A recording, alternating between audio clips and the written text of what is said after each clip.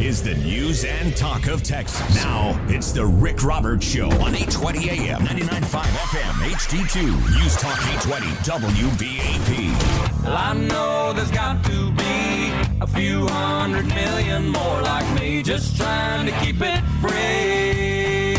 Yeah. Rick Roberts starts right now. We are going to be doing some things. I've been speaking with General Mattis. We're going to be doing things militarily. Until we can have a wall and proper security, we're going to be guarding our border with the military. That's a big step. We really haven't done that before, or certainly not very much before. All right. Well, big news today. Trump is pressuring Mexico to stop the immigrant caravan. The Mexican government sends back hundreds of immigrants all the time. The military on the border, a lot of you have mentioned that. We've not used the military at the border before. We've used the National Guard, not to say they are not the military, but I'm talking about the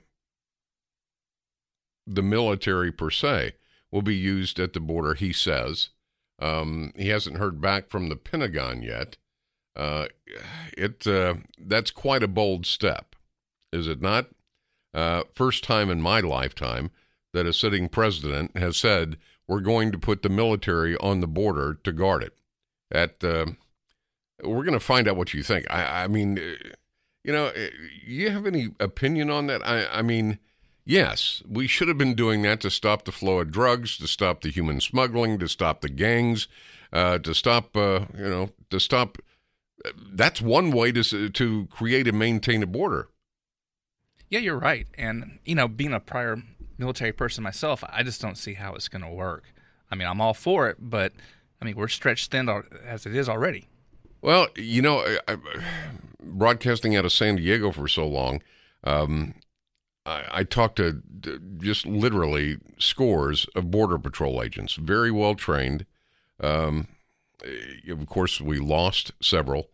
We were involved in that, trying to get some relief for the families, Ramos and Campion. But I wonder, how's that going to work? I mean, you're not going to have, a member of the military every 10 feet for, 2,000 miles. That's not going to happen. Makes me wonder if he's not just using this as a negotiating strategy to get Mexico to step up. To step up and do what? Well, stop the people from coming through. Well, 1,000 people, and this is not the first time that caravan has happened. It's happened at least a half a dozen times. Yeah, but I figure he's just going to negotiate. We'll do this unless you do that. And just try to put pressure on them and make them do it. You know what? I look at that and I think, wait a minute. You're going to go to all the expense to deploy the military to what, for all intents and purposes, should be a border, but is not. For 1,000 people, that's how many people there are in this caravan. That doesn't make any sense. It's got to be something else. He says he wants the military to secure the border until the wall is built. Well, that wall's they allocated $1 billion to a project that's estimated to cost over $25 billion. Basically, what they allocated in this latest omnibus bill was just enough to repair fences that had fallen down. And about 50 miles of new border or new wall. That doesn't make any sense to me. Neither to me, but it just, we will see, because he's in talks even as we speak. He's pressuring Mexico to stop the immigrant march. They may not. But again, deploying the country's military to stop 1,000 people doesn't seem very cost efficient to me. And as I said, this Central America march into the United States, it's been done before at least a half a dozen times. 2 or 3 summers ago, it was a tsunami wave of people from Ecuador, San Salvador, Honduras. We didn't do anything. The only military that we used were to set up basically places for these people to sleep and eat once they got here on military bases. Look, I'm all for a southern border. I've always said that. No other country has a problem with creating a border. Now, I venture to say, of those 535 people that live and work in D.C. that make all the decisions for $300 million, I venture to say many of them are pretty upset right now. I mean, why didn't we put the military on the border after 9/11? Why didn't we put the military on the border after scores of other terrorist acts that were thwarted by intelligence? Why didn't we do that then? I'm not saying don't do it. I'm just saying, how's this supposed to play out? You know, is this a bargaining chip? Is this the art of the deal to get rid of NAFTA? I don't know. It just, I'm not exactly, what are you going to run reconnaissance missions back and forth from Brownsville to the Pacific and back? I'm not sure. I'm no military strategist, but he's obviously got something in mind. Let's go to Harry in Waco, Texas. Harry, thank you for waiting. I appreciate it. How you doing? I'm doing real good. Thanks for taking my call. You bet. I could be wrong, but I think Article 5, Section 4 of the U.S. Constitution states that the United States shall guarantee to every state in the Union a Republican form of government and shall protect each of them against invasion. I don't see any better answer than Trump sending troops down there, and I don't think we ought to let the people coming from Mexico, I don't think we should let them step one foot into the United States. We need to stop them on the Mexican side and then leave them there and then let Mexico figure out what to do with them. Well, look, that's always been there, and you're very well read, by the way. I don't understand. You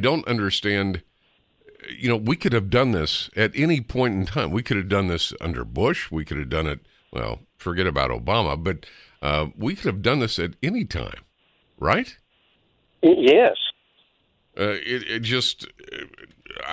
think he's got every right to do it, and probably should.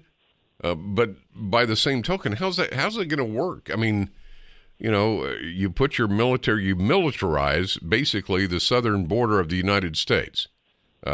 Is that worrisome to you, or do you think it can be done properly?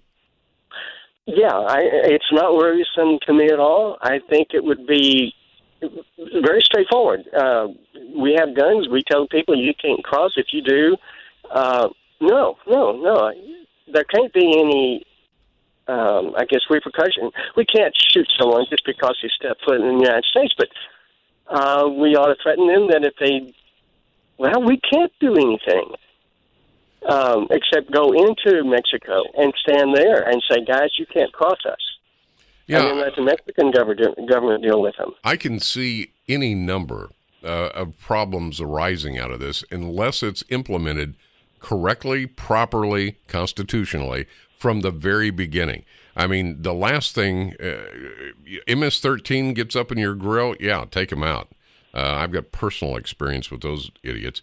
Human traffickers, drug cartels, you meet force with force. But, people, coming across the border to get a job or to put a sandwich in their kid's hand, the last thing you want is one of those people to be shot because, that ruins everything. I mean, it basically turns this whole thing on its head.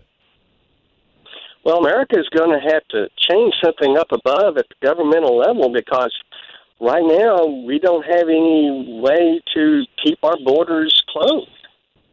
Southern borders. We don't have a border to the south. We got a border to the north. If you've ever tried to go in Canada, we don't have a border. I mean, we have border crossings, which I guess is some tangible. Oh, look, we're protecting the border, but we don't have a border to the south at all.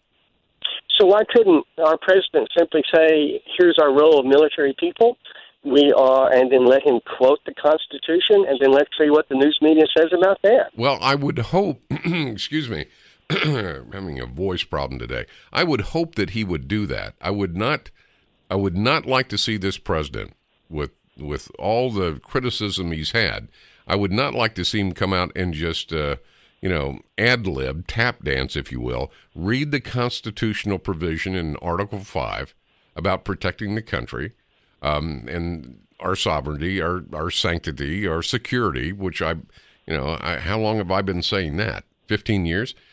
Let him recite that and say, all I'm doing is fulfilling a constitutional requirement. You bet. Yes, Article 4, just to correct Or you. Article 4, correct. Yes. Yeah, I agree. Yeah, let him state it. And I don't know that anybody on the left side can complain about us upholding the Constitution. Well, it would be pretty tough for one of these never-Trumpers within the Republican Party or a Democrat to say, oh, I'm against this, we can't be doing this. Hey, it's the Constitution. Tell me this isn't, A, B, and C is not happening, and I'll forget it. You can't tell me that. All right. Listen, I got to step aside. Let's check your afternoon drive. And by the way, we're going to keep a watch on that possible severe weather as well. I'm Rick Roberts, News Talk 820 WBAP. All right, 2:20 the time. We gave you a chance to win $1,000 just a little bit ago. We'll give you another chance before the show's over. Trump wants to put the military on the border until his wall is built. Well, that could be a while. Let's go to Neville in Fort Worth. Neville, thanks for waiting. How you doing? I think it's a little disingenuous to say that Trump's going to put the military on the border over 1,000, 2,000 people in a caravan. But we know there's a lot more people coming over and bringing drugs and sex trafficking and everything else with it. I think what Trump is doing is pitting the American people against Congress, Republican and Democrat, because when you look at statistics, 70, 80% of the people are sick and tired of nothing being done on the border. And so Trump's telling Congress, hey, you won't give me Congress or concrete?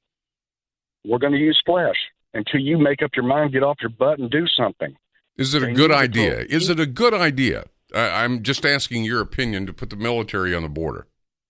What options does he have? Well, that's true, but I'm asking you if it's a good idea. I like it for now, at least temporarily. Let's see if the pressure works on Congress.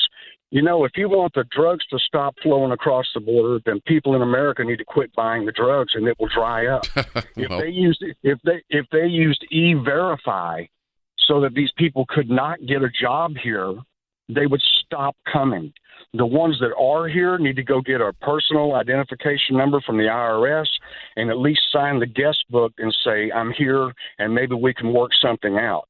But if we don't do something, Mexico can flood our country unbelievably. And those people coming from Honduras, El Salvador, and Guatemala, they were allowed to come through the southern border of Mexico because they actually have a border.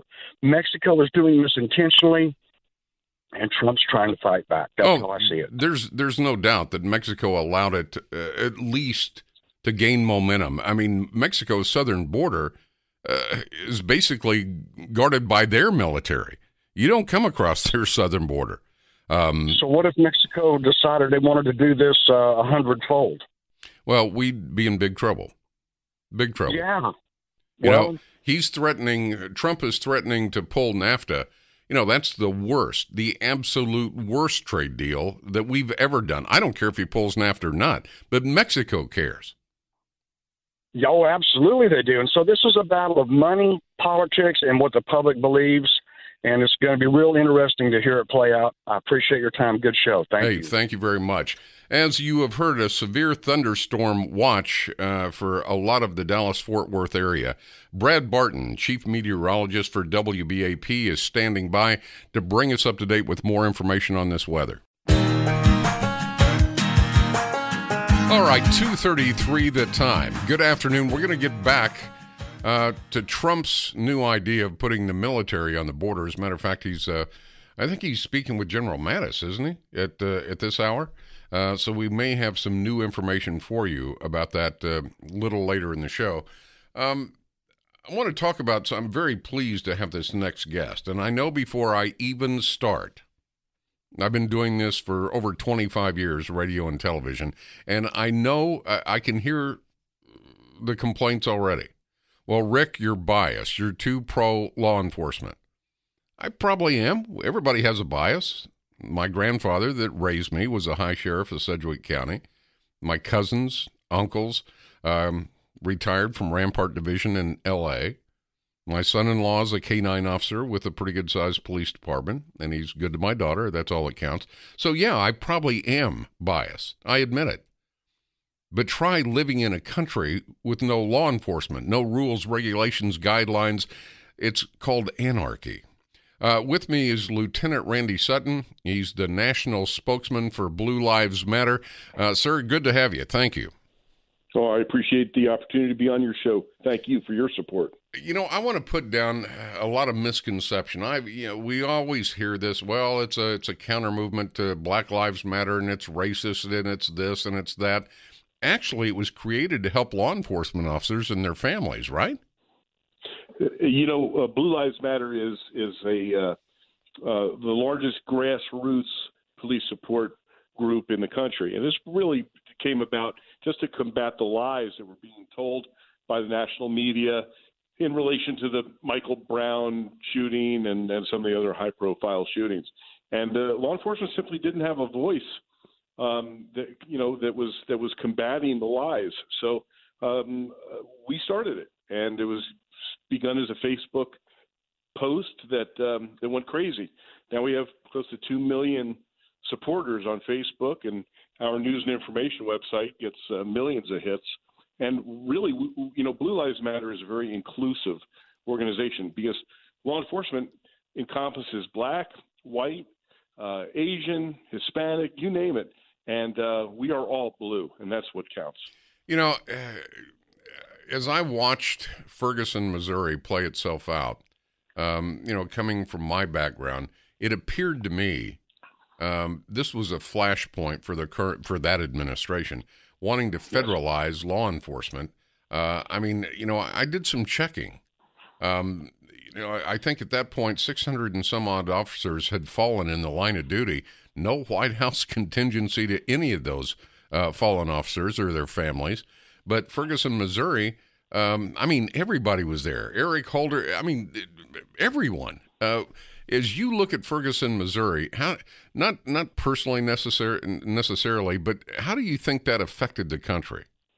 Well, I can tell you that it was a watershed moment in law enforcement, and it was perpetuated by probably the greatest lie ever told about law enforcement. That was perpetuated by the media, who was absolutely complicit in putting forth the false narrative of hands up, don't shoot, and the Obama White House under Eric Holder, they were pushing the flames, and there was a political agenda at play there. There is no doubt in my mind that policing was changed forever as a result of those lies, and we are still feeling the effects of it today. You still see people running around with their hands up, including members of Congress screaming, "Hands up, don't shoot." Right. Even though it never happened. It never even happened. Well, anyone that would look on Ferguson, Missouri, and truly vet it, if you don't want to get shot, don't put your hands on a cop. If you don't want to get shot, it's very easy not to get shot by a police officer. Don't fight him. Don't try to take his weapon. If he says stop, don't run. As I look at this, it seemed to me that perhaps did more damage to the public perception of law enforcement at every level than just about anything I can think of. It was Ferguson, then it was New York, then it was Chicago, and then it was L.A. And, of course, now there seems to be, as soon as there's an officer-involved shooting, there's, 1,000 people in the street. We've got to turn that around. And it's very difficult to do when you have a very complicit media who likes to fan the flames and put out false information. Now what we're seeing with Sacramento, we saw the narrative that the police shot this poor young man who was simply hanging out in his grandmother's yard, shot him in the back, and it isn't reality, but you're not hearing and you're not seeing coverage from the mainstream media that is anything remotely like the truth. So it's how do you combat lies when the American people are just listening to what they're told, and see, you have media personalities like yourself and some, I'd say a lot of others, but certainly you've seen an incredible bias by major news outlets like CNN. I mean, they've been caught in so many lies and so many manipulations. It's pathetic, and yet they continue to do it. And the American people hear this narrative. Yeah, at some point, I know I've talked to my daughter and my son-in-law, and it seems like they're fighting the bad guys on every front and their own department in the legal department. You couldn't be more accurate. That I call it the war on cops, and the war on cops is much more than just the physical battles that are taking place out on the street with criminals. You see more and more police leaders who have taken up the gauntlet of political correctness, and instead of backing their guys when they should legitimately do so, they are more concerned with creating their own job security or following a political narrative. I've seen, believe me, this is what I talk about on my radio show, Blue Lives Radio, the voice of American law enforcement. I talk about this all the time because it's astounding how many police officers, good cops, are thrown away by their departments for political reasons. I keep going back to my son-in-law. He's a great, well, he's not a kid, but he is to me. Great. It's like I tell people, he doesn't get up in the morning and, okay, who can I bust? What black person can I hassle today? He gets up, tells the two babies goodbye, goes in the backyard, gets his police dog out of the kennel, gets in his take-home car, and goes to work. And he wants to come home and play with the girls and cook out on the weekend. I mean, police officers have lives, and I think there's a stigma attached that somehow they're not like us. They are like us. We just had a Richardson, Texas police officer killed in the line of duty, and with the listeners' help primarily, and David Prince over at Eagle Gun Range. We raised about $42,000 for the family. That's not going to bring dad back for the kids or the husband back. But it shows me that people out there actually care. We had 5 police officers assassinated here in Dallas not that long ago, protecting the people that were protesting them. Exactly. And the dehumanizing of police officers by the media has been a big part of what's created a lot of this animosity. And it's not by accident. I mean, I wish I could say that it was, but it is not. Oh, no. It's part of the narrative. But you also said something is very, very critical, and that is that I fully believe that the majority of Americans trust and believe in their law enforcement. And this is something that you will never hear on the national media, but it's true. In fact, there was a study that came out about 6 months ago. It got about 5 seconds of airplay on some of the stations, and it showed in a national poll that 72% of all Americans believed in and trusted their law enforcement. And in minority communities, it was almost as high. It was 67%. Yeah, you're never going to hear that on the 5 o'clock news. But you'll never hear it. But that's the reality. And I was a policeman for close to 34 years, and I served in communities of color. I served on the Las Vegas Strip and all kinds of different places. And I can tell you this: that the majority of people in any community, the only thing they want from their police is to be treated fairly and being protected from the people who would prey on them. And that's what the cops do. They're literally put their lives on the line for all citizens, regardless of the color of their skin, their religion, or any of their background. I've studied and by the way, I'm going to ask you if it's possible. Can you hang through this next break? Because I want to tell people how to get involved, how to contact you. I only know of three people that would lay down their life for a total stranger as a course of action in their job. and police officers, soldiers, and Jesus Christ. And I don't know of anybody else that gets up in the morning, goes to work, kisses their wife goodbye, and hopes they'll get home. But they'll do it if they have to. No police officer wants to be injured or killed. They don't want to kill anybody either. They want to do their job, keep the peace, and go home and have a life. And that's the part that's missing. And I guess it's so glaring to me because the way I was raised with so many people in extended family and current family in law enforcement, I see the other side. If there was just some way to wave a magic wand and let people know, hey, these guys are just like you and me. All right. Talking with Lieutenant Randy Sutton, national spokesman for Blue Lives Matter. We'll tell you how to get involved and how to find out more. We'll do that next on News Talk 820 WBAP. All right, 2:50 the time. Glad you're along. I'm Rick Roberts. Toll free from coast to coast, 1-800-288-WBAP, 1-800-288-9227. Broadcasting out of Dallas-Fort Worth every day, Monday through Friday, your afternoon drive. Talking with Lieutenant Randy Sutton. He's the national spokesman for Blue Lives Matter. And it's time. It's time we turn this entire public perception of law enforcement around. 8 years of a previous administration didn't help. As a matter of fact, it probably made it as bad as it's ever been. I'm not going to start bashing the administration.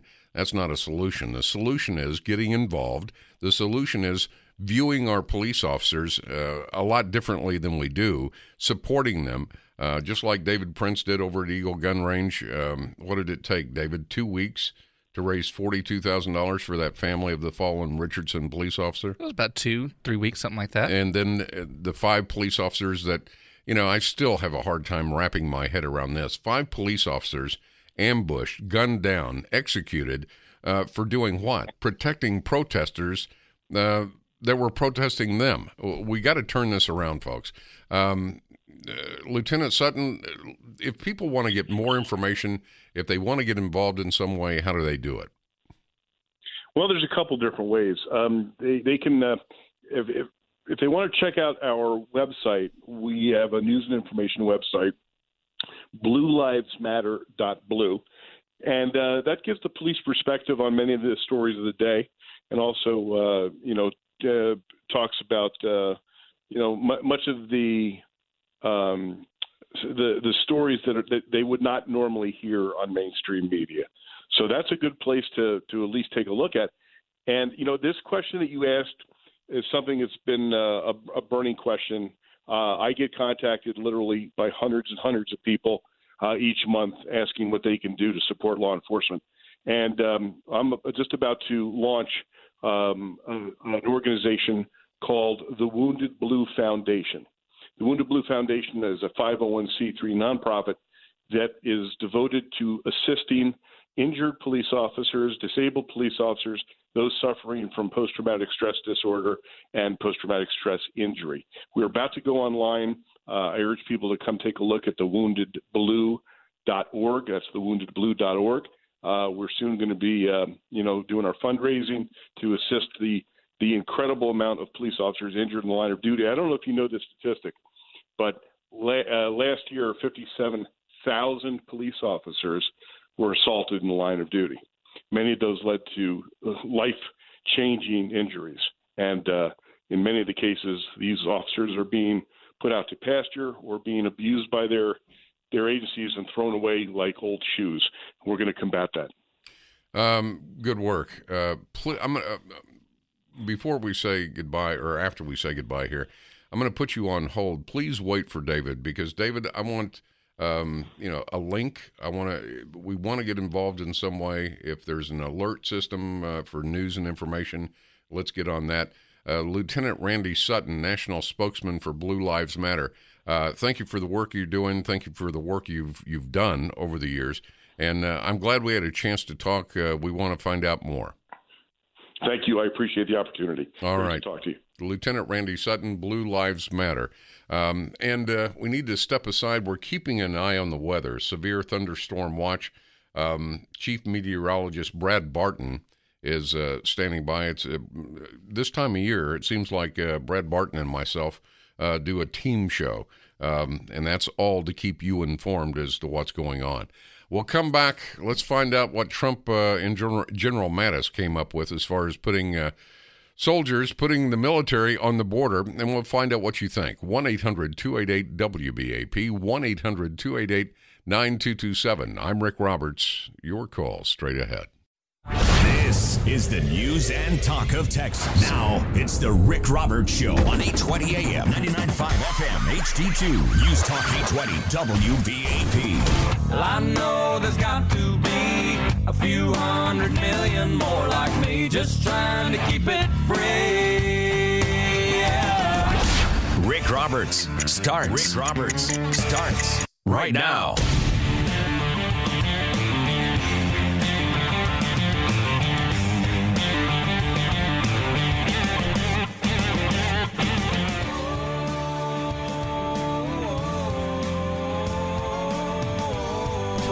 The time.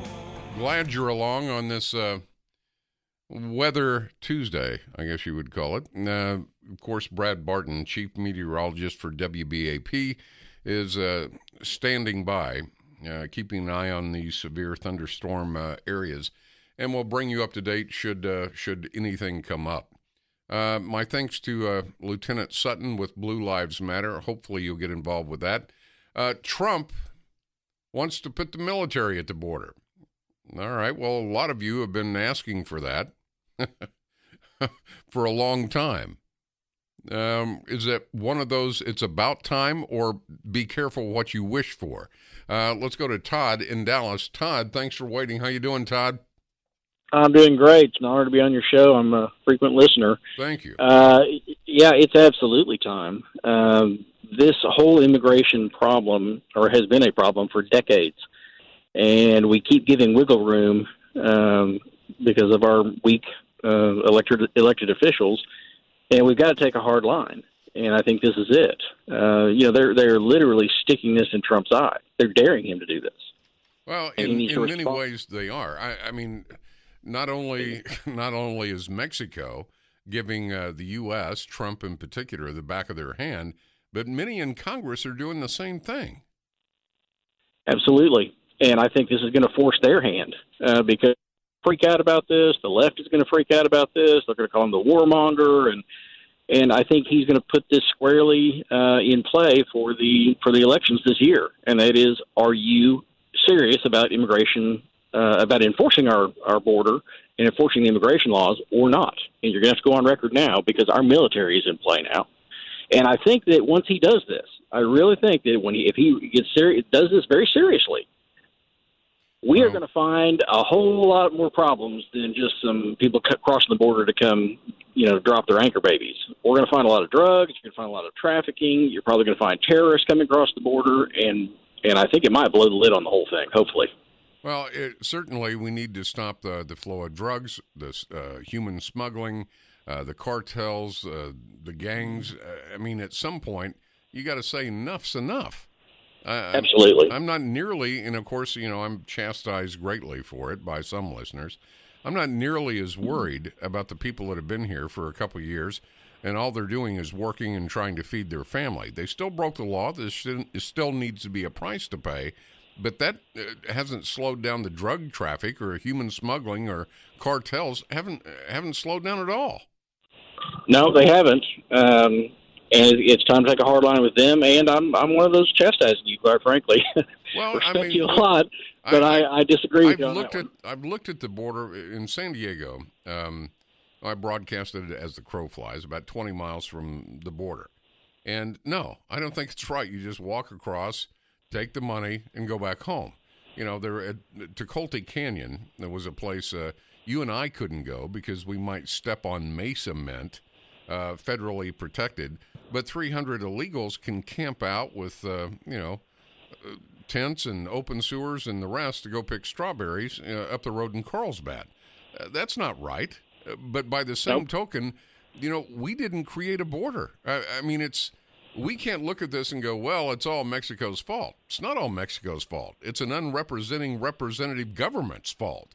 I can't let them off the hook. No, I agree with you on that. However, As much as my heart bleeds for these that were brought over, these kids brought over when they're 2 years old or whatever, and by their parents illegally, it's a bad situation. I agree with you. I feel sorry for those guys, but if we give them wiggle room, they're going to squeeze between the wiggles, and we're giving them wiggle room by saying it's okay for y'all to stay. We're simply encouraging that. I'm not saying it's okay for anybody to say. What I'm saying is that we had a hand, the people we elected had a hand in creating this for their own benefit. Democrats wanted to create new voting blocks. Republicans wanted the cheap labor. Trust me, just look around. After 9/11, good God, the Twin Towers fell. 3,000 men, women, and children wiped out in a morning, and we don't even have a southern border now. So that tells you everything you need to know. There's no political will to create a border. So they had a hand in making this happen. I agree with you. 100%. But I think the answer then is to just cut it off very harshly. Well, you got to create a border before you do anything. Reagan found that out when he tried to give amnesty to stop this illegal immigration flow, except he did it backwards. You gave amnesty and then decided to try and do something at the border. All you did was kick the door wide open and say, come on in. I mean, that was an incentive, waving a red flag in front of a bull. Yeah, I agree. We got to have a wall. You're right. Got to have a southern border. Well, listen, but I don't think we should wait to deport people until we have that. Well, but yes, we do. It is necessary. If you're a gangbanger, or a drug dealer, or a cartel member, yeah, we can afford to do that because that's part of law enforcement. But the idea, I don't want to spend any more in taxes than I have to round up 20 million people. They say, it's 11 million. It's probably twice that. We could start deporting people today, and we'd still be deporting them by the time we passed away, God forbid.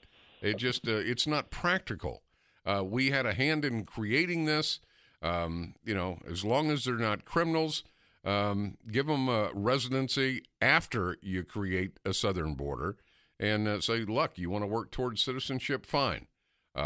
If you're a drug dealer, a cartel member, a gang member, or if you just Joe Blow like you and me, and have committed crimes, you got to go.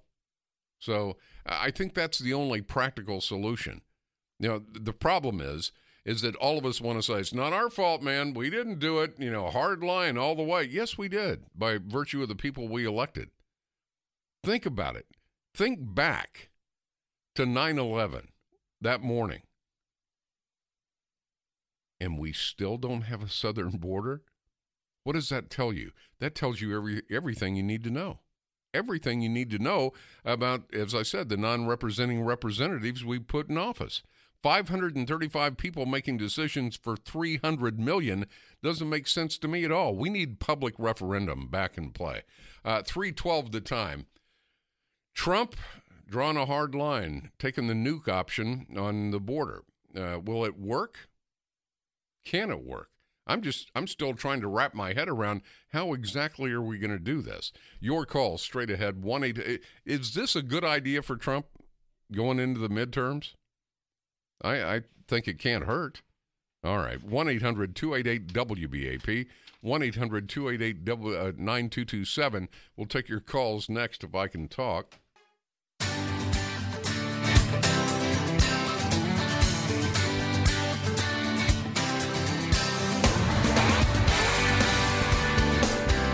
$18 minutes after the hour. Glad you're along.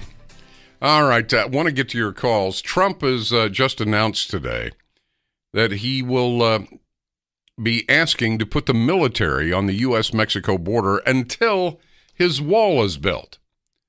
I personally don't have a lot of faith that the wall's going to get built. Its estimated project cost is $25 million or billion dollars, $20 to $25 billion. Out of this new omnibus bill, he allocated $1.2 billion, primarily to fix fences that have fallen down. And I don't see anything for a wall here out of a $1.3 trillion budget. I'm not saying we don't need a border. I am. That's all I've been talking about since 9/11. But why? Why did it take this long? How is it going to be done? Yeah, I know he's pushing Republicans to use the nuke option on the border by putting the military there. Doesn't break my heart if Mexico doesn't like it. You just got to think about this. Militarizing a border with another country, much in the same way that Mexico militarized their southern border with Central America. Let's go to Mike in Waco. Mike, I appreciate your patience. How you doing, Mike? I'm doing pretty good. I kind of agree with what Trump wants to do. Congress has dropped the ball yet again, and we got to do something. Now, when I was talking to your screener, I threw a wild idea out there that's, really controversial. Why don't you set up a swath of land and just lay down some mines, something left over from the Cold War? The first couple of people that step on them, that'll stop a whole bunch of them from coming over. Yeah, it's a goofy idea, and it's never going to happen. I know, but it's what are you going to do? Well, evidently put the military at the border.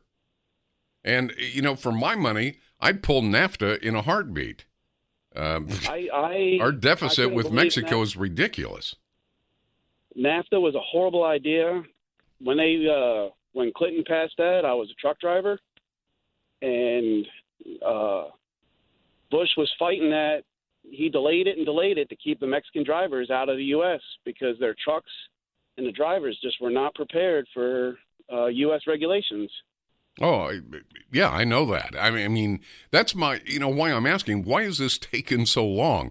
I'm not talking about Trump. I mean, he's been in office a little over a year. I'm talking about, it's been a long time since we were attacked. Historically, we were attacked like we had never been attacked before on 9/11. Why do you think there's not a southern border already in place? I don't have an answer for that. Well, think about it for a second. I'm not putting you on the dime, but I mean, two of the largest buildings in New York, if not the tallest, 3,000 men, women, and children were wiped off the face of the earth for doing nothing more than going to work or going to school or going to daycare. The Pentagon, a plane flew into the Pentagon, and in Shanksville, Pennsylvania, another one, thanks to the passengers, ended up in a hole in the ground. Now, what more would it take to motivate 535 people working in Washington, D.C., supposedly on our behalf, to create and maintain a southern border? It shouldn't take much, and it definitely shouldn't have taken a disaster or an attack like that on New York. So you got to ask yourself the question, why isn't there a border? I'll answer it. There's no political will for a border. Too many people are making money off of it or getting votes. Yes. Yeah. So when I look at a family of immigrants that yes, they broke a law, they created a misdemeanor. That's why our immigration policy is a joke. It's a misdemeanor to come into this country illegally, punishable by $250 fine. Does that sound like an immigration policy to you? No, that sounds like hey, come on, you can come up with the $250 if you have to. The politicians want an open border. At least Hillary Clinton was honest enough to say to Wall Street she was in favor of trade and open borders and all the rest. None of the rest of us want that. But none of the other politicians will admit it. Think about it. Why is there not a southern border, a presence, something fierce, something tangible after what we went through on 9/11? Only one answer. Politically, nobody wants it in Washington. The rest of us scream and yell and curse and do all the rest. Hey, do that, and they're sitting back in their 3 martini lunches and just laughing about it. Just laughing about it. No, there's no teeth in this at all until now. Do you think they're actually going to appropriate military forces on the southern border? Well, I hope they do, to get rid of the MS-13, the other drug gangs, the cartels, the drug dealer. I hope they do. It'd put a big dent in Mexico's income, that's for sure. And it should be done. Constitutionally, we're supposed to be protected. The country, the sovereignty, sanctity, and security of a nation is called for in the Constitution. But nobody's got the will politically to do it. If it was left up to us, it would have been done decades ago. All right. 3:25 the time. I'm going to take your calls. A historic day in America. A sitting president has called to militarize the southern border, which doesn't exist right now, but you can find it. It's a little line on a map. Yeah, he wants to put the military there. Good idea. Your calls next.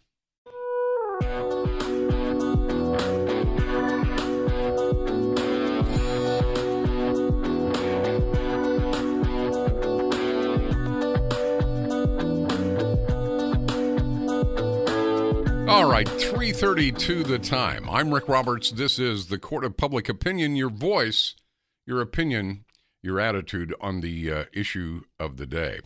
And the issue of the day, historic day in American history, a sitting president has said he wants to use the military to enforce security at the southern border. Border Patrol does a fantastic job. I know many of them personally, but they simply don't have the money, the resources, and the manpower to create a southern border. And really, that's what we're talking about. We're not talking about enforcing one little area or another specific area. We're talking about using the military to create, for all intents and purposes, a border with Mexico. He says until his wall is built. Well, that omnibus, $1.3 trillion, which I would have bet money he was going to veto, only allocates $1.2 billion, I think, or something like that. The projected cost for the project is over $20 billion, 20 to 25. Let's go to your calls. Steve in Farmersville. Steve, thank you for waiting. How you doing? I appreciate you taking my call, Rick. I think it's a great thing to have the military on the border. I think you should set it up just like the ZMZ over in Korea. Set up two lines, 100 yards apiece from the border. They cross the first 100 yards, they get rubber bullets. They pass the second, they get real ones.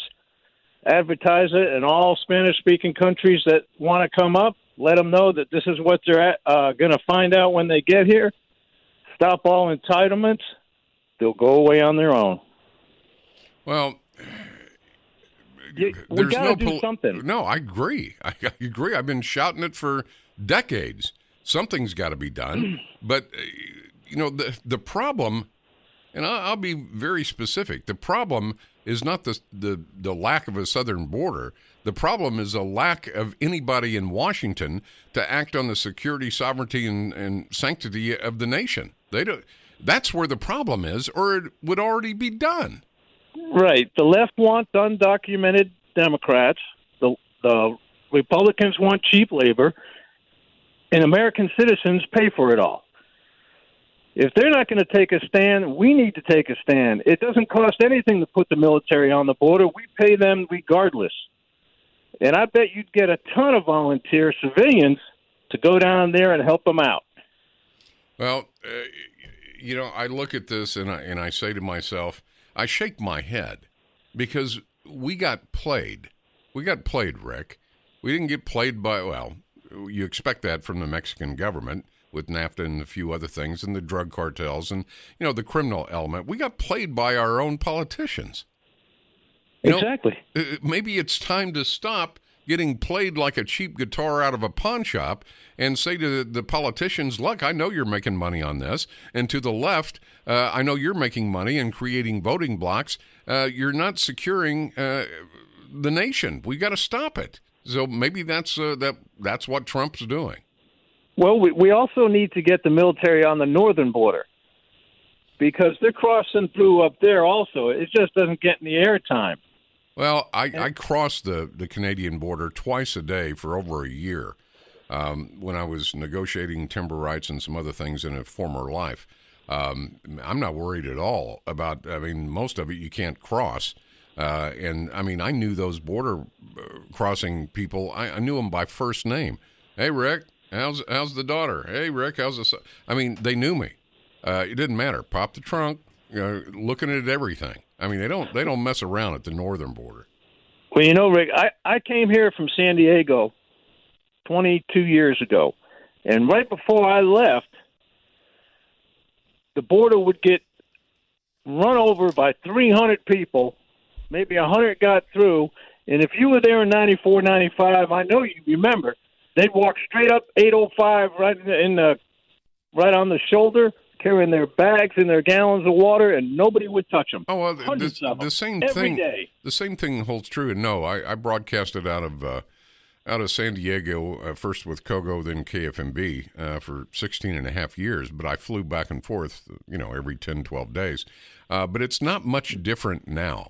That border crossing into San Ysidro, the largest in the world, I think, and then the Tijuana border crossing. It's a joke. It's an absolute joke. And you probably remember as you go up the interstate towards Los Angeles, there's another border checkpoint. Yep. The little yellow signs that show it's a silhouette of a man holding the hand of a woman, and she's holding the hand of a child, and they're running. Basically to make drivers aware that somebody may run out in front of you. Where I come from, we have warning, deer crossing. In California, it's warning, people crossing. Right. And it's been too long. Why can't we enforce our border like every other country on the planet? Okay, well, again, I, at the risk of being redundant, there's no political will to do it, or it would have been done, if not before, certainly after 9/11 occurred. And number two, too many people are making money off it. It's a cottage industry. And number three, what type of immigration law calls it a misdemeanor if you come into our country illegally and charges you a $250 fine? You're going to get more jacked up than that just with traffic problems here in Dallas. Why do we put up with it? I don't know. I've been screaming this message for, you mentioned San Diego. I was here at another radio station, 98, 99, 2000. Nothing has changed. It's only gotten progressively worse. It's a nightmare. You don't go to Chula Vista after dark, which is south of San Diego proper, borders Mexico. You just don't do it. What kind of immigration law do you have? What kind of nation do you have where you can't even go to a city in your own country after the sun goes down for fear of being assaulted, raped, killed? It's nuts. And by the way, just for those that don't know, San Diego is a huge military town. Camp Pendleton, the warfare base, you got North Island, you got all that stuff. And the first thing young recruits want to do is go to Tijuana when they get a weekend. And they discourage it. Anything, if you get out of Tijuana, if you're a woman, if you get out of Tijuana without being assaulted or raped, or a guy assaulted or robbed, consider yourself lucky. Very, very lucky. I got lost when I first went to San Diego. Like I said, I'd fly back and forth every 10, 12 days. I got lost trying to find the station, or I was doing something, and found myself on a road I couldn't get off of, and I was in Mexico. Now, people say that can't happen, but it happens all the time. Remember that one military guy that crossed into Mexico by accident, had some firearms with him? They put him in prison. And stupid me, I'm a talk show host. I get lost. I end up in Mexico, and I've got guns in my car, legal guns. If they just stopped me, it looked like a wide shot from Escape from New York. Burnout cars on the side of the road and 55-gallon drum fires going on. I mean, it was bad. I couldn't get out of there quick enough. So I don't know where that little personal vignette came from. You know, one time I was down in that area you're talking about, and there's actually a gun range down there. Mm-hmm. And if we're shooting, if we're doing live fire events, and you have people crossing the border, they stop. You have to stop shooting, let them cross, right, and then just carry on. Yeah. But we had to go, when we came back to drop our weapons off, we had to go through that checkpoint, the exact one you're talking about. Yeah. I know exactly what you're talking about. Well, also, it's, I've been flying since I was 14 or 15. My grandfather taught me to fly. But when I went to San Diego, I had to do it by the numbers, controlled airspace and all that stuff. So I was doing, some solo work at Brown Field. I flew out of Montgomery, but Brown Field is right on the border. I mean, on final approach, you come in, you look to your left, you can see Mexico's airport. And they'll tell you, if there's a Mexican airliner in the air or Mexican plane in the air, you might want to set it down for a little bit, Rick, and, continue your touch and goes later, because anything can happen. It's a different country. Your rights, privileges, protections, once you cross that border, they're gone. They're gone. If you don't have Mexican auto insurance, you could end up losing your car. I mean, I could tell horror stories like this all day long. Steve, very good call. I appreciate it. Let me do this. It's rained pretty hard. The highways are kind of slick. Please slow down. We don't want to lose anybody. Let's check your afternoon drive, and I'll get right back to your calls. All right, 3:47 the time. I'm Rick Roberts. This is the Court of Public Opinion with you every day, Monday through Friday from 2 to 5. A historic day in America in the sense that Donald Trump is asking for the military to enforce the border until his wall is built. A lot of people say, no, that's a bad idea. Something's got to be done. You can't look to Washington to do anything. And again, I hate to be redundant, but think about it. On 9/11, you watched all those people get killed. The towers fall. The Pentagon smoldering from an airplane that flew into that. The worst attack on American soil in the history of this nation. Don't you think if the people in Washington really cared about the sovereignty and security of this nation, there would have been something done since then? No. That should tell you everything you wanted to know. Everything. All right, let's go to Jim in Colleyville. Jim, thank you for waiting. I appreciate your patience. Hello, Jim. Hello, you there? Yeah, I'm here. Okay, thank you. I just wanted to call in and say that President Trump doesn't have the authority, neither does Secretary Mattis, to employ federal troops on domestic soil. It was the Posse Comitatus Act of 1878 absolutely forbids that by federal law. That's been modified somewhat lately over the past 20 years just to allow in case of an insurrection or someone trying to bring nuclear materials into the country. But otherwise, you'd have to have an act of Congress or a change in the Constitution in order to deploy federal troops. Well, the only military folks that could be deployed there would be National Guardsmen who are under the control of the governors of each state, of Texas, California, all right, Arizona, New Mexico. I was waiting for this call. Let's talk about the Posse Comitatus, all right? Who was it? President Hayes, I think, in 1870-something, came up with this. It prohibited the use of U.S. military forces to perform the tasks of civilian law enforcement, like arrest, apprehension, interrogation, and detention, unless it was authorized by Congress. It was Hayes, Rutherford Hayes. And you're right, it's been amended several times. Initially, I think it was just for the Army, isn't that right? And then the Air Force, and then I think the Navy got involved. It does not apply to the Army National Guard and the Air National Guard. And you're right, that's under the direction of the state's government. It was originally enacted due to a lot of people felt Abraham Lincoln was exceeding his authority during the Civil War. He got rid of habeas corpus and creating military courts with jurisdiction over you and me, civilians. Now, the National Guard is a separate and aside issue.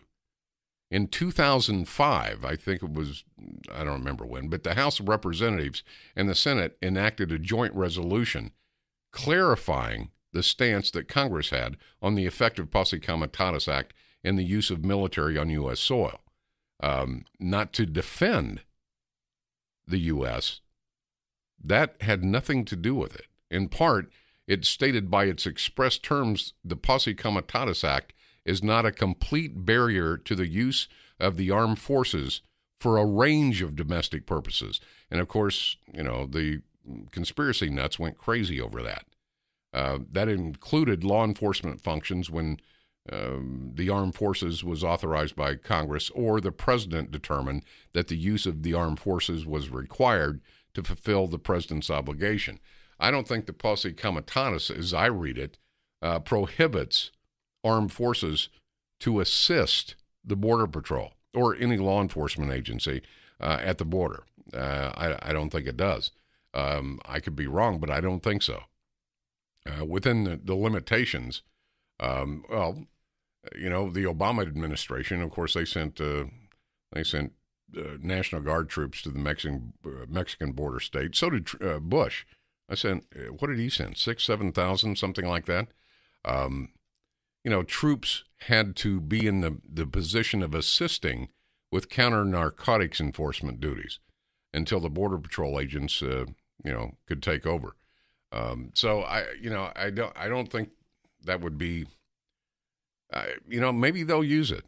We'll see. I mean, this Mattis Trump meeting that was held this afternoon will tell us everything we want to know. But I don't think Posse Comitatus and the U.S. military on the border, I don't think that's necessarily a lose-lose situation. But I know what you're talking about. I appreciate it.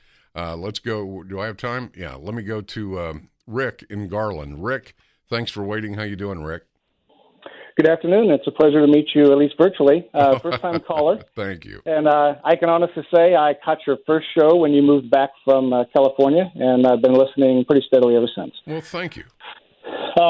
I took the liberty of trying to outline my thoughts while I was waiting, and I wound up with 2.5 pages worth of things, so I think I'll try to synthesize this down. I normally try to keep my thoughts and opinions to myself, but my kids say that sometimes I ought to speak up. So I was stationed in the Pentagon from 2000 to 2003.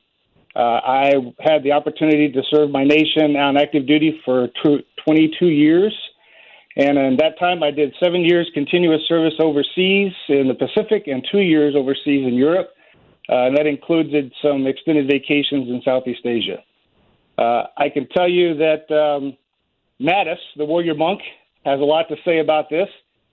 He required that each of us have a copy of the Constitution. Mine, a little battered and worn, is still on my desk, and I still read it once a year. So these people know what they're going to do.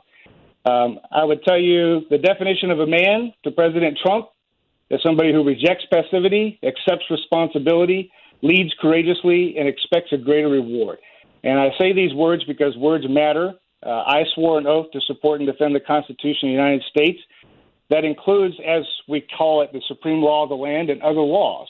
So with that said, there is precedence for what they are going to do. And any Texan would know that in 1836, Mexico encouraged border raids. Today, Mexico is again encouraging a disregard for our sovereignty. And so just like we did in 1836, I'm not advocating that we invade another country, but we should stand and repel invaders, defending against all enemies domestically, who are trying to tear down our sovereignty. So building upon that, I agree. Posse Comitatus, I hear this all the time. Something that people don't understand is when you deploy the National Guard in a federal role, they're paid by Title 10. Right. If they're deployed by the state, they're paid by Title 32. So it really doesn't matter because if the federal government deploys them under Title 10, then they're the same as the active duty. But there is also military support to civil authority. And I think in this case, we're probably very clear. Article 2, Section 2, Commander-in-Chief has a right. Article 1, Section 8, Congress has a duty to repel invasions. And depending on what the mission is, I would not advocate to send any U.S. military person to do the job that we expect the Border Patrol to do. But if we are sending somebody to the border to repel invasions, to discourage, just like we did in 1836, then any small patrol with ISR assets and a clear rule of engagement is going to be very effective. And I'll just lead you with the words of General Mattis. I come in peace. I don't bring artillery. I'm pleading with you with tears in my eyes. But if you blank with me, I'm going to kill you all. And it's time to take a stand. It's time to act like a man. And it's time to let other countries know that we are sovereign. We have the right to exist because it's ordained by God. And we are going to stand up for ourselves. Knock it off. Rick, I appreciate the call. Got to step aside. Eric Bushman standing by in the WBAP newsroom, and a very historic day in America. The sitting president is saying he wants to deploy the military to protect the southern border of the United States. This is the news and talk of Texas. Now, it's the Rick Roberts Show on 820 AM, 99.5 FM, HD2, News Talk 820, WBAP. Well, I know there's got to be a few 100 million more like me, just trying to keep it free. Yeah. Rick Roberts starts right now. All right, 4:05 the time. Well, today he said it. Donald Trump says the military will secure the southern border until a wall can be built. Militarizing the border of any country is not a lightly taken thing. This is serious stuff, and he seems to be serious. He said that the U.S. can secure the southern border with the military until a wall can be built, which he called a big step. I think that's kind of an understatement. He made the remarks during a meeting with, I don't know who it was, some Baltic nations, I think he said. He had discussed the matter with Defense Secretary Jim Mattis, and I guess they had another meeting later this afternoon. He said, until we have a wall and proper security, we're going to be guarding our border with the military. Well, at a news conference, he confirmed the plan for the second time today, saying the border is unprotected by our horrible, horrible, very unsafe laws. We don't have laws, we have catch and release. And he's right. You catch and then you immediately release. Maybe they come back to court, maybe they don't. He didn't offer any specifics, but it appears to be at least partially motivated by that caravan of 1,000 Central American migrants. I think most of all of them came from Honduras. That's happened before, you realize, at least a half dozen times before. And Mexico, which normally has an airtight southern border, some reason they just let them go through. Mexican officials have not yet attempted to stop that. They may. Reports of the caravan angered the president, as you might expect. He sent a number of tweets threatening to end the NAFTA, to cut foreign aid to countries like Honduras. The caravan is not the issue. I mean, it really isn't. It may be the pivotal point that he's using, but it's to me that's not the issue. You know, the Pentagon is basically scrambling to come up with a response to what Trump said on the military guarding the border. But according to a memo that was obtained, I think it was by Fox, and discussions with officials, one area where the Pentagon could contribute immediately is the Air Force's, Barry Goldwater live fire range, I think it is. It shares a border with Mexico and southern Arizona, but that's 35 miles. You know what I'm saying? 35 miles. That's like spitting in the ocean and trying to measure the volume of difference. The Defense Department is already offering some support. I think they have Navy ships patrolling water to get the drug boats and all that kind of thing. Over 100 personnel from the U.S. military's Northern Command, 8 planes, some drones, and so on. This is what we've been asking for. At least do something. At least pretend like we've got a southern border, other than that little line that goes across on your Rand McNally. I mean, do something. All right, let's go to Brad in Plano. Brad, thanks for waiting. How you doing, Brad? Rick, I'm doing great. And the Rick and Garland that was before me, he was spot on, and wasn't he? He was good. Had some. He was good. He was good. I don't know if the screener told you who I am. I've talked to you multiple times. Jim Mattis, personal friend, grew up with him. Kelly, I've known him for 42 years. Dunford for 10. Rob Neller, who's the commandant, I've known him for 42 years as well. And served with all of them. Didn't serve with Dunford, but I served with all of them. Prior DEA agent, been a guest fellow at the Hoover Institute. I am for this action. However, there's no doubt that the military could be on the border and make an impact, stop anybody from coming through. But are we willing to take the propaganda, the public relations blowback that is going to happen the first time that a group of children try to cross the border and are stopped by American troops? That, picture that. That will be a PR nightmare for the military. It is setting them up to fail if they, if they're used for this. Well, if they do it to, somebody said, well, this isn't new. Bush sent the National Guard. National Guard can be directed by the governor of the state. Right. That's a totally separate and aside issue. I'm not diminishing, their service by any stretch, but it's a whole different thing than, the Army, Navy, Air Force, Marines. That's when he said the military, he wasn't talking about deploying 6,000 National Guard like Bush did or 1,200 like Obama did. It'll be a division. It'll be 30,000 troops spread across, in various pockets. It'll be multiple divisions, regiments and battalions. They did it once before, and I think it was the late 90s, and there was an international incident where it was here in Texas, and a Marine, they were patrolling locked and loaded, and they came across a group of people and a mentally challenged Mexican national, young man. He was in his late teens. He might have been 20. I don't think he was 20, but he was late teens. He was shot and killed by Marines. And that created a significant incident at the time. I know Jim is all for this.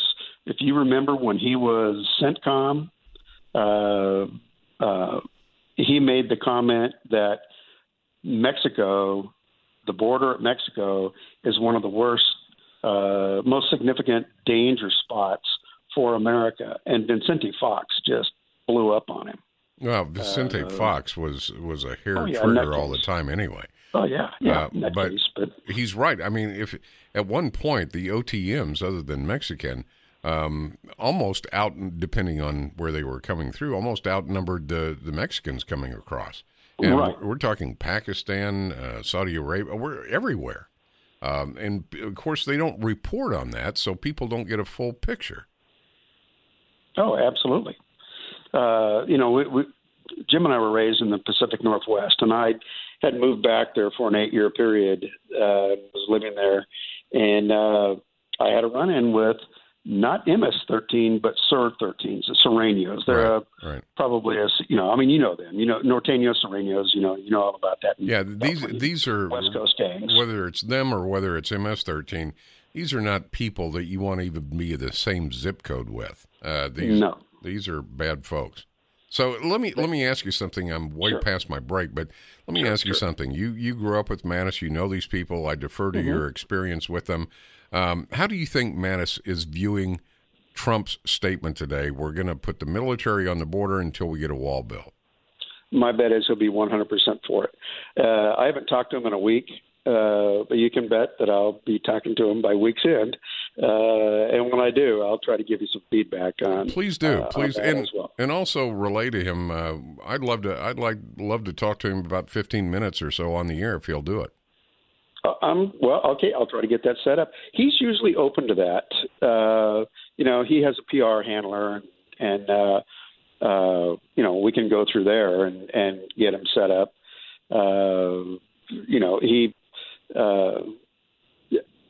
I'm not allowed to say what his travel is. No. I would never. If he is going to come here, I'll ask him for permission to contact some people, and then, set it up where you have a get-together. That'd be great. I'd just love to hear, based on his experience and time in the military, and his reputation certainly precedes him, but I'd love to have him on the air for a segment just to get his overview of what we're dealing with as Americans. Listen, I got a break. Brad, Sure. Great call. Thank you so much. Hope to hear from you soon. 4:14 the time. I'm Rick Roberts, News Talk 820 WBAP. Let's check that afternoon drive. All right, 4:20 the time. I need to make you aware of this. That's the reason I have all these TVs in my broadcast studio. Of course, the sound is off, but I read the crawls. There was an active shooter at YouTube headquarters. That's in San Bruno, California. All we know at this time is that witnesses said they saw people running. There was blood on the floors and the stairs. Evidently, there was a party going on at the time at the YouTube headquarters. Stanford Hospital said 4 or 5, maybe more patients en route to the hospital. They don't know their condition or their injuries. This has just happened. Multiple patients have been sent out to various hospitals. They say now, I don't know what this means. The city manager of San Bruno says the situation at YouTube is relatively secure. What does that mean, relatively secure? No, that's all we're getting at the moment. And, of course, witness descriptions of pretty bloody scene. We don't know. They had about 50 911 calls. They said multiple shots were fired. The police are on scene right now at the YouTube headquarters. So as more information becomes available, I'll bring it to you immediately. Let's go to Gary in Denison. Gary, thank you for waiting. How you doing, Gary? Hey, Rick. Thanks for taking my call. You bet. Hey, I'm a retired Air Force colonel. I have worked in Southern Command and dealt with a lot of the issues. Reference the Posse Comitatus Act. First of all, I believe the president, if he thinks it's a national security issue, can directly use active duty reserve forces. Yeah, without Congress. Yeah. I believe so. We already do. There's already precedent today. We have Northern Air Defense Command that will intercept aircraft coming in. We have a no-fly zone over Washington, D.C. We've had joint task forces forever, although they've been used primarily over international waters. Right. Interdict drugs. But I think the way to properly get around the Posse Comitatus is that the president, and you got to remember the big picture with we created the National or Department of Homeland Security for a reason, because all the issues came up of whether terrorists are acting in our country, et cetera. I think the best way is to organize a joint task force under Homeland Security where it's under civilian control. Either Homeland Security sets up its own command or the Border Patrol. And the governors can do the same. They can attach their guard forces to Homeland Security and work with them. And I think that is the legal way to get around Posse Comitatus, because they'll be under civilian control. Oh, yeah. There have been, I hesitate to use the word amendment because that puts one in mind of the Constitution, but there have been many in the last, I think, 2005, changes, not necessarily changes, interpretations, that's a better word, to the Posse Comitatus. When it came to military being used here and military being used there, the original intent, I think, is very clear. They didn't want civilians being caught up in military courts, which they shouldn't be. And, when Lincoln suspended habeas corpus during the Civil War, Congress thought, whoa, you're kind of overreaching with exceeding your presidential authority. And that's where the whole thing came from to begin with. Yes, I agree. I think, we use the term Homeland Security for a reason. The environment changed, and I think that would be the best approach. Thanks for taking the call. Hey, I appreciate the service very, very much, and the call. Hope to talk to you again. I talk sometimes like everybody knows exactly what I'm thinking. And I throw terms out there, and I diligently try to explain my position, especially if it's in conflict with a caller. I threw out habeas corpus that Lincoln sort of did away with during the Civil War. It's a recourse in law through which a person can report an unlawful detention or imprisonment to a court and then request that the court order the whoever's in charge of the jail or whatever it is, usually it's a prison, an official to bring the prisoner to court to determine whether the detention is lawful. Does that make sense? I mean, it's basically a way to protect you. That's what it's for. You've heard the term the writ of habeas corpus. It's known as, it's a writ in all manner of illegal confinement, illegal imprisonment, illegal detention, that kind of thing. It's a remedy available to, to the meanest, if you will, against the mightiest. Does that make sense? It's a summons with the force of a court order. It's addressed to I think it's written custodian, but that would be like the prison official or whoever was detaining you, for example, and demands that a prisoner be taken before a court and that the custodian, again, the prison official, present proof of their authority along with other things. But I threw that out there just like everybody knows, but unless you watch Perry Mason all the time. I watched that for the first time the other day, and I thought, good Lord, half they're saying is not even legal. But anyway, I digress. 4:26 the time. We'll come back. We'll get more information. Multiple patients now have been taken to the hospital from this YouTube headquarters shooting. Evidently, there was a party at YouTube headquarters in San Bruno, California. Witnesses describe blood on the floors, the stairs. People were running, gunshots, multiple gunshots. So we'll try to get more information for you during this next break, I'm sure. Eric Bushman will have more information for you as well from the WBAP News Desk on News Talk, 820 WBAP.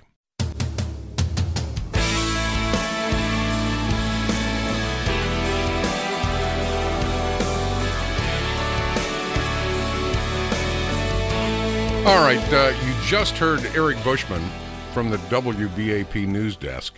The reports coming in right now, multiple people have been taken to a hospital after an active shooter at the YouTube headquarters in San Bruno, California. They say that the suspect is a female and that she has been, she's dead. We don't know. I started to say she was shot. We don't know. She may have taken her own life. But a female suspect is dead. That's being reported.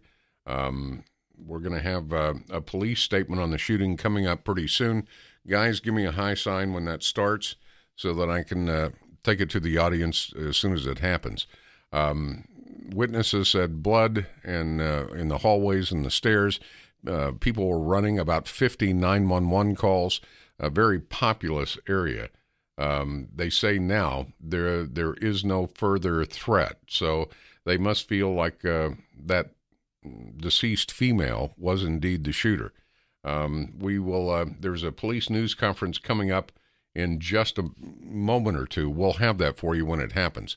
Let's go to Fred in Waco. Fred, thanks for waiting. How you doing, Fred? Hey, Rick. I'm doing great. Thanks for taking my call. You bet. The question that I've got, or I guess the comment is, if the military goes down there and protects the border, that's great.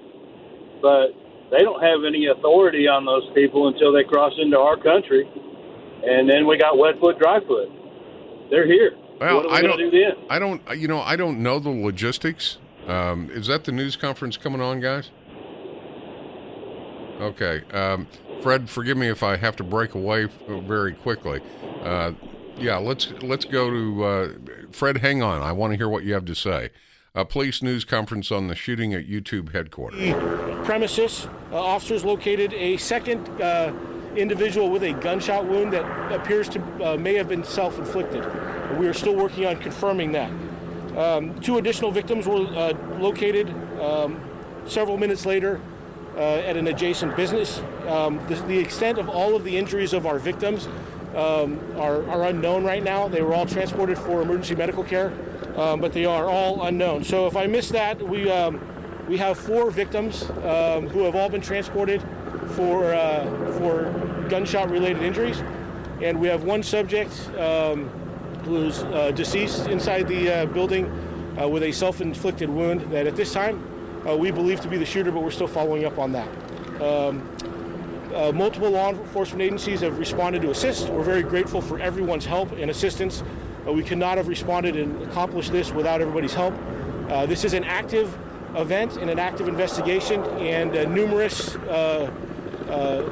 law enforcement personnel from numerous different local agencies are still conducting a search of the business just to make sure that that it is clear. We conducted a quick, immediate search of the premises when the first officers arrived as pursuant to our active shooter protocol.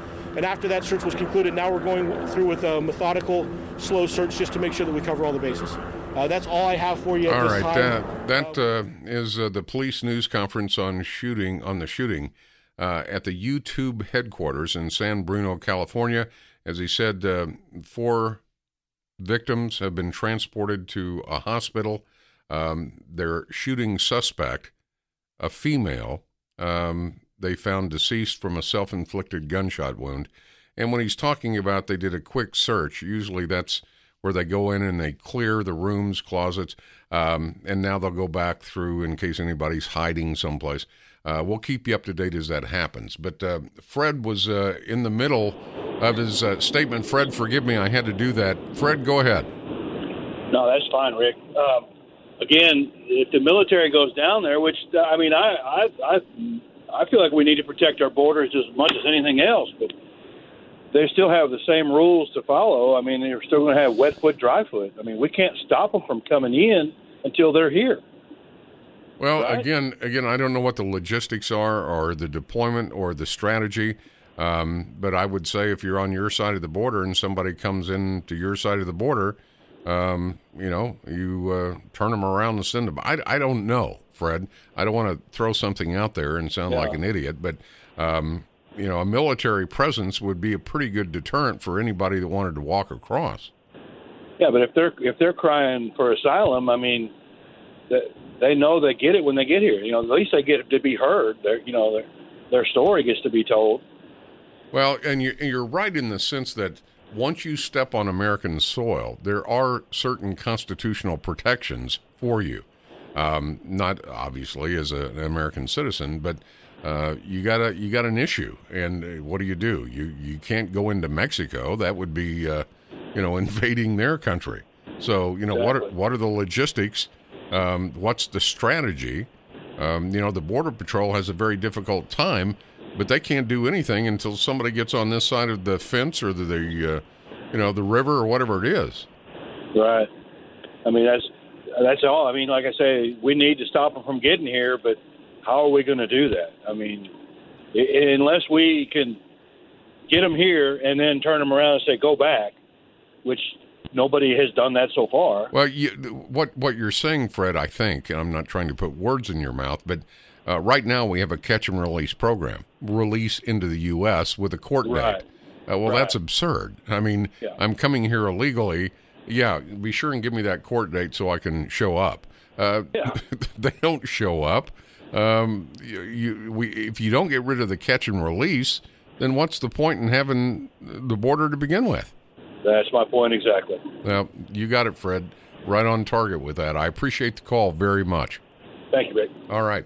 That's Fred from Waco. Somebody said, well, it won't make any difference until we start going after the employers. And I agree with that. I to a large extent. What counts as hiring an illegal immigrant, and what are the penalties for hiring an illegal immigrant? I'll tell you next. 1-800-288-WBAP, 1-800-288-9227. Your call straight ahead. And what if you're an employer, you hire an illegal, even if they used fake docs, what happens to you? All right, had some questions earlier, right before we broke for that police news conference. Again, just to wrap that for you, it's being reported now that at YouTube headquarters in San Bruno, California, there was a party going on, and then an active shooter. 4 people have been taken to hospitals, don't know their condition yet. The female suspect that police believe was the shooter died of a self-inflicted gunshot wound. You know, I'm not trying to Karnak or look in a crystal ball, but sounds like a love triangle relationship gone bad. Do you know how many lives are absolutely ruined, some irreparably, by relationships gone bad? I mean, if you got a bad relationship, call your pastor. You know, don't grab for the gun, grab for the Bible. There'll be something there that'll help you out. And I'm not trying to shove Christianity down your throat, but good grief. You know, why ruin your life, someone else's life, in a fit of rage or over jealousy or anything else? I don't know what the stat is on that, but lives that have been, in some cases, as I said, irreparably damaged, ruined over relationships. All right, enough about that. I'll quit preaching. I had a guy said, well, the problem is there's no penalty for people that hire illegals. Well, let me give you what's on the books. You can decide whether it's being enforced or not. You know, what counts as even hiring an illegal immigrant? Under federal law, it's illegal for an employer to hire an illegal immigrant, recruit illegal immigrants. There's you know what I'm talking about, the day workers that are out at the big box stores, just about every place, referring illegal immigrants for work and then getting a fee off of it. It also includes contractors who use illegal immigrants. There are criminal and civil penalties. I'll tell you what that is in a second. It's also illegal for employers not to verify the work authorization. I think it's 2 days, 3 days maybe, after an employee is hired, they have to complete an I-9 form. If they don't do it, you'd be subject to criminal and civil punishment. The employers would be. Now, what are the penalties for hiring an illegal immigrant? Well, actually, they're much more severe than coming across the border illegally. That's a misdemeanor with a $250 fine. Hiring illegals, of course, it's criminal and civil fines, loss of business license, and most fines are broken down. I think for the first offense, it's $250 to $2,000 per illegal employee. Second offense is $2,000 to $5,000. 3 or more offenses, you know, that can cost you up to $10,000. But if you're one of these employers, and there are a ton of them out there, that knowingly, on a continual basis, employ illegal immigrants, you get extra fines and up to 6 months in jail for the employer. Now, that doesn't include harboring. And a lot of these unscrupulous employers try to get around this by harboring illegal immigrants. That's even worse. If they're harboring illegals or they employ, I think it's 10 or more in 1 year, that can lead up to 10 years of prison time. Have you ever heard of anybody doing 10 years in prison for that? I haven't. And I broadcasted out of San Diego for 16 years. They're a little over. By the way, the RICO Act comes into play on this as well. There's been some of these large produce companies have been sued under the it's Racketeer Influence Corrupt Organizations. I think that's what it stands for. What was the name of that fruit company? It doesn't matter, but they were sued under that. So what if the illegal is using false or stolen identity? Because that's generally what an employer's first defense is. Well, if an illegal is, working in the U.S. employers are required to make what they call it a good faith effort to make sure that their employees are legally permitted to work in the country. That's like checking the Social Security numbers, making sure the numbers, are valid, that type of thing. So there you go. That's what happens to it. Yeah, the employers, unscrupulous employers that would sell out the sovereignty of the country to get cheap labor ought to be dealt with very, very harshly. Leslie in Denton. Leslie, thank you for waiting. How you doing, Leslie? I'm doing well. How are you doing? I'm doing very good. Thank you.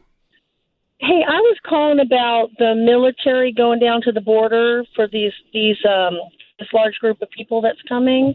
Right. And I was just having thoughts about why don't they set up some type of, I call it a tent city, but some kind of temporary housing until they can have their court hearings to see if they are eligible for asylum. Because it sounds like they're coming here with a legitimate concern that they're not safe in their home country. And we have laws saying that we will take people that are, their lives are in danger, or, they're in a war-torn country. But the catch and release, the release part is we catch them. We don't have anywhere to put them. So we give them a ticket saying, your court date is such and such, and they never come. They never come back.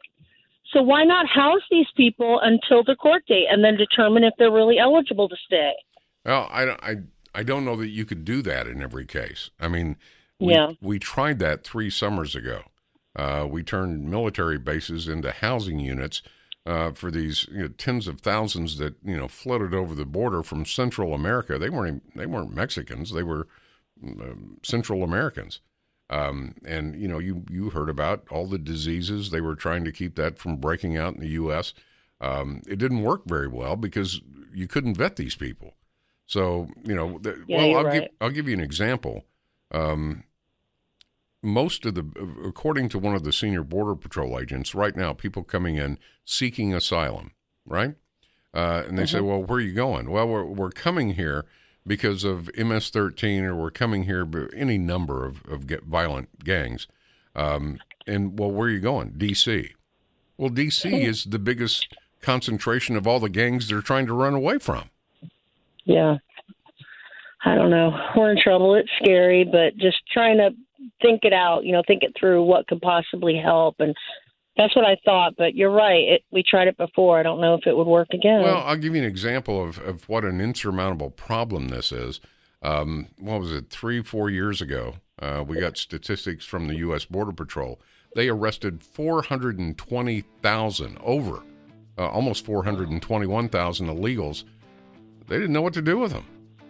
And that was illegal immigration at that time was a 40-year low. And wow. It's amazing. Listen, Leslie, I wish we had more time to talk. I hope to hear from you again. That's going to do it for me. God's blessings on each and every one of you, whether you agree with me or not. That's always my priority. Stick around. Mark Levin's next. I'll be back with you for your afternoon drive at 2 o'clock in the afternoon tomorrow, 2 to 5 on News Talk 820 WBAP. Baking in the sun, don't quit till the job gets done. That's the only way I know. Don't stop till everything's gone. Straight ahead, never turn around. Don't back up, don't back down. A full throttle, wide open. You get tired and you don't show it. Dig a little deeper when you think you can't dig no more. That's the only way I know. That's the only